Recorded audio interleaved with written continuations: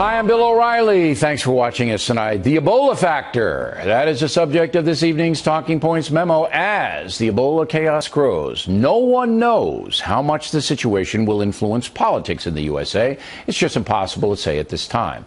But there is no question it will have an impact.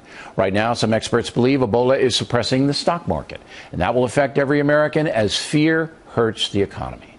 A new Fox News poll of registered voters gives us a political snapshot.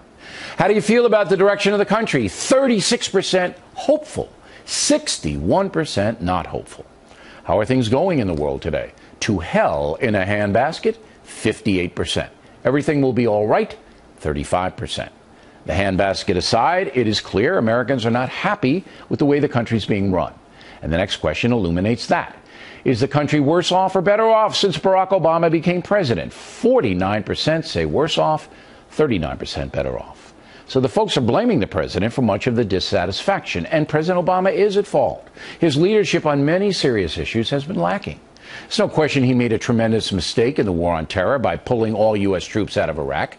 The Obama administration has also underestimated the Muslim jihadists and has no effective strategy for containing their terror. The president has been outfoxed by Putin, Iran, and China. Overall, America's standing in the world has been greatly diminished under the Obama administration. Here at home, the most important indicator of economic well-being, take-home pay, has fallen under the president. Democrats can spin all they want, but the cold truth is, working Americans have less money in their pockets than in the past. A combination of high taxation and mediocre wages has hammered the folks. And now we have the stock market tottering, which will bring more bad news to the marketplace. So it's difficult to see any great improvements under President Obama. It'll take years to figure out the benefits, if any, of Obamacare. However, when Americans were asked their opinion of the Republican Party, 54% said unfavorable, just 36% favorable. On the Democratic side, 50% unfavorable, 43% favorable. Now, that doesn't make much sense. You'd think the Democrats would be far less popular than the Republicans with strong dissatisfaction in the country, but that's not the case.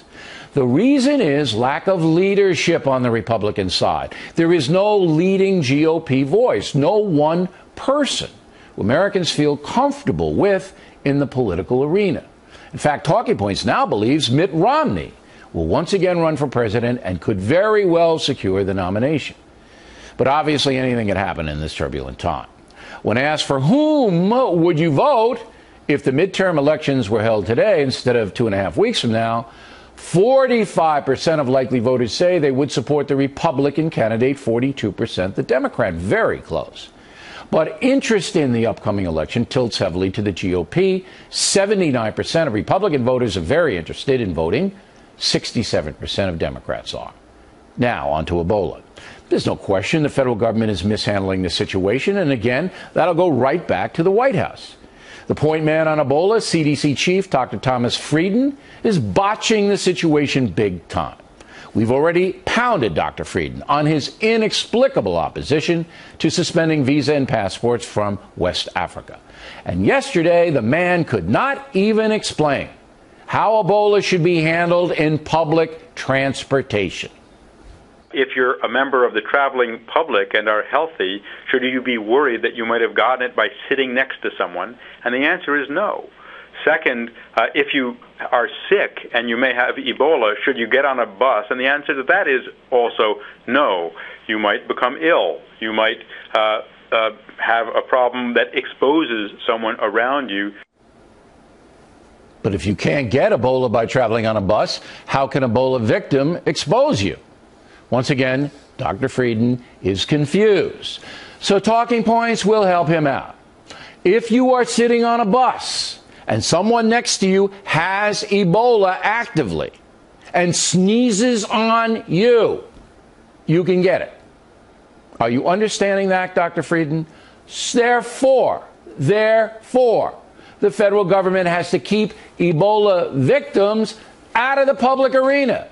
That means, and I'm speaking slowly for the doctor, no people from the epidemic area should be admitted to the USA. Something Frieden opposes, but is absolutely the correct thing to do. We need a plan to treat those who are sick, to train healthcare workers to safely provide care and to stop the spread of this disease here at home and at its source in Africa. This includes travel restrictions or bans from that region beginning today. Even President Obama's acolytes are saying that. I think the substantive actions have to be taken, and they may involve, flight restrictions. Not only flight restrictions, no admittance to any person holding passports from the Ebola epidemic areas. I mean, you could fly to Montreal and drive in, so the no admittance until we get things sorted out is the right thing to do.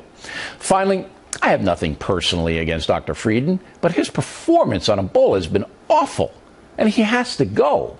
The fact the Obama administration continues to put this man in the spotlight is going to hurt the President of the United States. And that is the Ebola factor. And that's a memo.